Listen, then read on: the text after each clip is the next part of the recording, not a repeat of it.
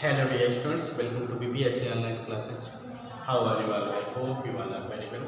मैं मानसा 12th class इस समाजशास्त्र भाग 1 के अध्याय 3 सामाजिक संस्थाएं निरंतरता एवं परिवर्तन के चैप्टर 3 का लेक्चर फर्स्ट लेकर आया हूँ, जो कि लेक्चर फर्स्ट है। आज का टॉपिक हमारा सामाजिक संस्थाओं के बारे में चर्चा करते हैं।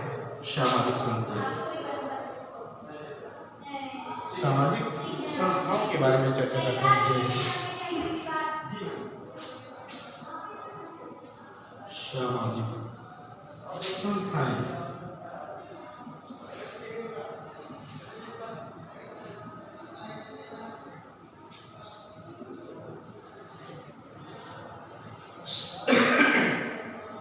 सामाजिक संस्थाएं क्या है? सामाजिक संस्थाएं 3 प्रकार के होते हैं। जैसे नंबर 1 है, 2, 3। नंबर 1 है जात,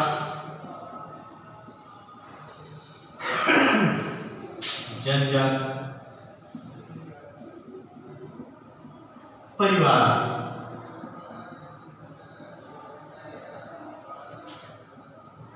जात, जनजात, परिवार। जात, जनजात एवं परिवार, इन तीनों को मिलाकर के तीनों के संगठित समूह को सामाजिक संस्था कहा गया है। जैसे सबसे पहले हम जाति की चर्चा करेंगे। जात,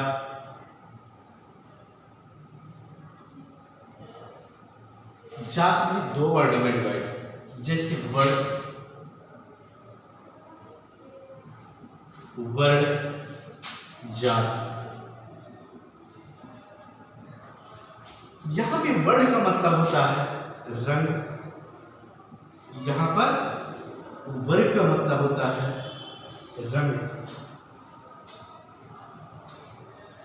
वर्ण का मतलब होता है रंग, और यहां पर जात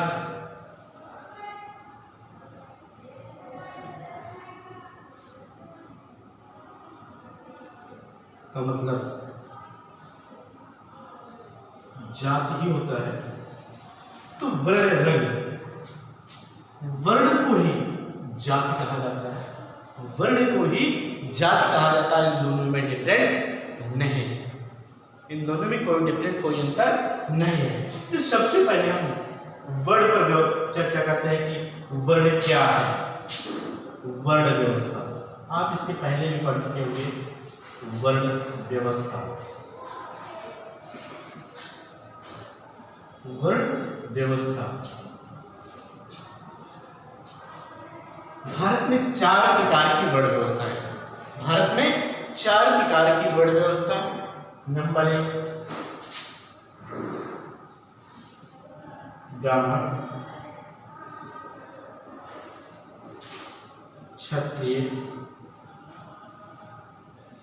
वैश्य, शूद्र। ये भारत में 4 प्रकार की वर्ण व्यवस्थाएं हैं, अर्थात 4 प्रकार की जातियां भारत में पाई जाती है। तो ये ब्राह्मण, क्षत्रिय, वैश्य, शूद्र, इन वर्ण व्यवस्थाओं में इन चारों जातियों के कार्य के बारे में चर्चा करते हैं। ये कर्म के आधार पर, यहाँ पर कर्म के आधार पर इन 4 जातियों को बांटा गया है। यहाँ पर कर्म के आधार पर,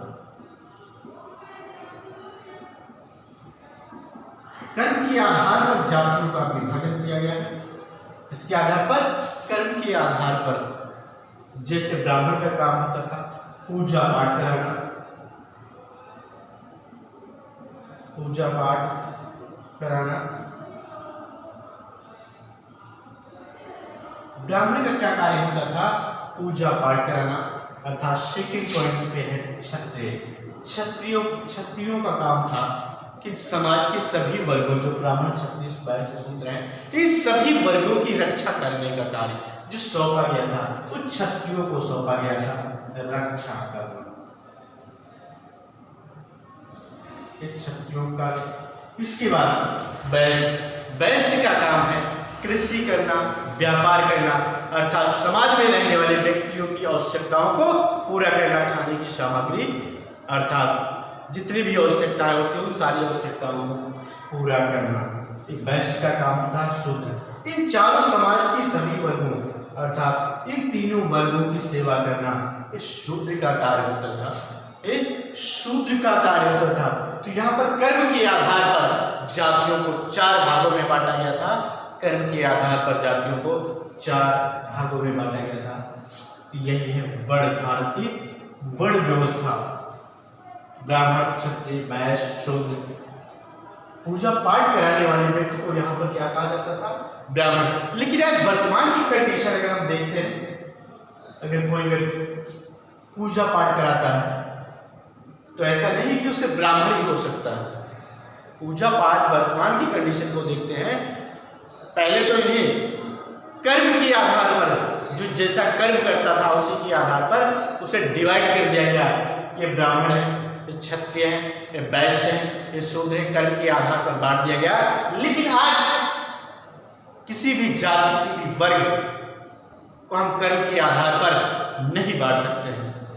आज ब्राह्मणों का काम और भी वर्ग के लोग कार्य कर रहे हैं, क्षत्रिय भी कर रहे हैं, वैश्य भी कर रहे हैं, पूजा पाठ करते हैं। तो इस समाज के सभी वर्ग सभी कार्यों को कर रहे हैं, इसलिए हम कर सकते हैं। इसलिए आज हम वर्ण व्यवस्था को कर्म के आधार पर नहीं बांट सकते। यहाँ पर कर्म की प्रधानता नहीं दे सकते। जैसे क्षत्रियों का काम था रक्षा करना, लेकिन आज देश की रक्षा करने के लिए अर्थात समाज की रक्षा करने के लिए समाज के सभी वर्गों को रक्षा में लगाया जाता, उन्हें नौकरी दी जाती, देश की रक्षा करते सभी वर्गों के लोग करते हैं। इसलिए आज कर्म के आधार पर इन्हें नहीं बांटा जा सकता। वैश्य जो कृषि करना अर्थात व्यापार करना, व्यवसाय करना, ये पहले वैश्यों का काम होता था, लेकिन आज समाज के सभी वर्ग कृषि, व्यापार, व्यवसाय कर रहे हैं। शूद्र का काम था सभी धर्मों की सेवा करना, सभी वर्गों की सेवा करना, लेकिन आज इनका भी कार्य बदल चुका है। तो समाज में जितने भी वर्ग थे सभी वर्गों का कार्य पहले की अपेक्षा बदल चुका है। कर्म के आधार पर इन्हें जाति को बांटा गया था।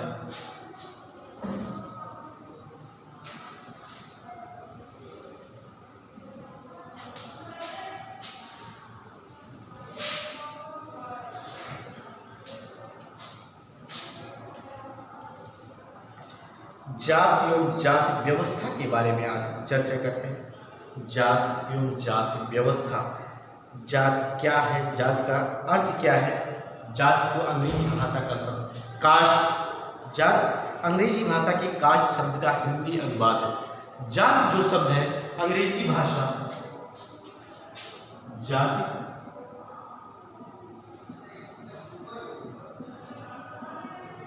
अंग्रेजी भाषा, कास्ट, जाति अंग्रेजी भाषा के कास्ट का हिंदी रूपांतर है। कास्ट का हिंदी रूपांतर, हिंदी रूपांतर। यहां पर जो जात वर्ण आया अंग्रेजी भाषा के कास्ट का हिंदी रूपांतर है, जो कि पुर्तगाली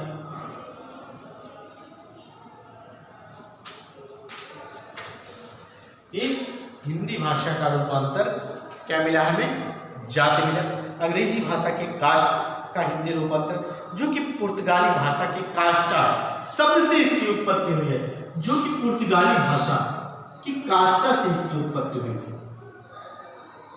कास्टा से इसकी उत्पत्ति हुई, इसकी उत्पत्ति हुई है। जात शब्द की जो उत्पत्ति हुई है पुर्तगाली भाषा के कास्टा शब्द से हुई है। पुर्तगाली भाषा के कास्टा शब्द से हुई है। इसका शाब्दिक अर्थ है नस्ल, प्रजाति। इसका शाब्दिक अर्थ है नस्ल, प्रजाति या भेद। जाति का शाब्दिक अर्थ है नस्ल, प्रजाति। जाति का शाब्दिक अर्थ है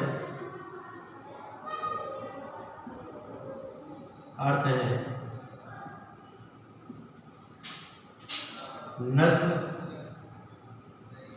प्रजाति, जाति का शाब्दिक अर्थ है नस्ल, प्रजाति, नस्ल, प्रजाति या भेद, नस्ल, प्रजाति या भेद। अभी वर्ण व्यवस्था में आपको बताया गया कि जातियों को 4 वर्णों में बांटा गया था, ब्राह्मण, क्षत्रिय, शूद्र, वैश्य। तो ये भेदभाव, यहां पे भेद एक वर्ड है। जाति का शाब्दिक अर्थ है नस्ल, प्रजाति या भेद। ये भेदभाव पहले कर्म के आधार पर भेदभाव किया जाता था, कर्म के आधार पर वर्ण व्यवस्था को बांटा गया था, कर्म के आधार पर भेदभाव किया जाता था। लेकिन आज वर्तमान में अगर हम जाति के शाब्दिक अर्थ के बारे में देखें तो नस्ल, जाति अर्थात नस्ल, जाति के आधार पर जितने भी भेदभाव किए जाते थे, इस सारे भेदभाव को समाप्त कर दिया गया है, जो कि इसके लिए भारतीय संविधान में भी इसका वर्णन किया गया है अनुच्छेद 17 में। भारतीय संविधान में अनुच्छेद 17 में इसका वर्णन किया गया, अस्पृश्यता का अंत किया गया है। अस्पृश्यता का अंत करके इस जाति, धर्म, नस्ल के आधार पर जो भेदभाव किया जाता था, इस भेदभाव को पूर्ण रूप से समाप्त कर दिया गया है। अनुच्छेद 17 में इसका वर्णन किया गया है। अस्पृश्यता का अंत अर्थात छुआछूत का अंत, जाति, धर्म, नस्ल के आधार पर भेदभाव को पूर्ण रूप से समाप्त कर दिया गया। इसके आगे हम देखते हैं सर्वप्रथम सन 1965 में गार्सिया दा ओटा, गार्सिया दा ओटा 1956 में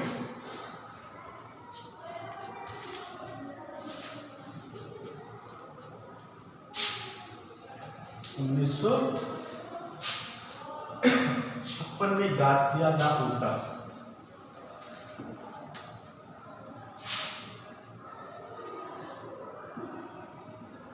गार्सिया दा ओटा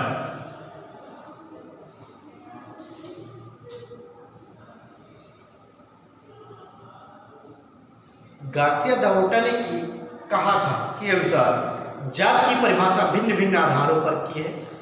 प्रमुख विद्वान प्रस्तुत परिभाषाएं निम्न है।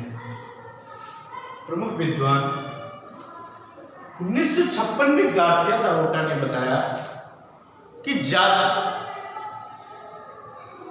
को परिभाषित करने के लिए भिन्न भिन्न आधारों पर भिन्न भिन्न विद्वानों ने अपना मत दिया है। जैसे चार्ल्स कूले के अनुसार हम लेते हैं, चार्ल्स कूले मजूमदार के अनुसार जात एक बंद वर्ग है।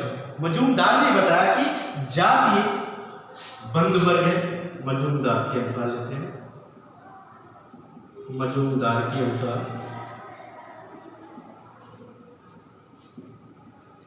जात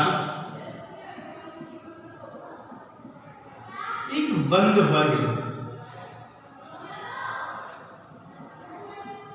मजूमदार ने बताया कि जात क्या है, एक बंद वर्ग है।